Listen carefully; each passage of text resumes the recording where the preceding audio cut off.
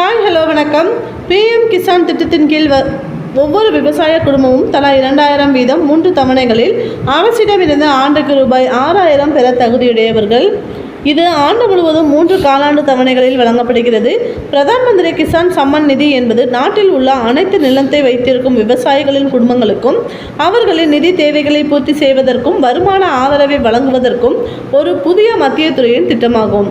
இந்த திட்டத்தில் விவசாயம் மற்றும் அதனுடன் தொடர்புடைய நடவடிக்கைகள் மற்றும் உள்நாட்டு தேவைகள் தொடர்பான உள்ளீடுகள் ஆகியவை அடங்கும். பிஎம் கிசான் திட்டத்தின் ஒரு பகுதியாக இருக்கும் விவசாயிகள் அரசாங்கத்தின் அதிகாரப்பூர்வ பிஎம் கிசான் போர்ட்டலில் உள்ள விவசாயிகள் கார்னர் மூலம் தங்களது நிலையை சரிபார்க்கலாம். பிஎம் கிசான் திட்டத்தில் கடந்த பிப்ரவரி 28ஆம் தேதி விவசாயிகளுக்கு 16வது தவணை வழங்கப்பட்டுள்ளது. 17வது தவணை வரும் ஜூன் மாதத்தில் வெளியாக வேண்டும்.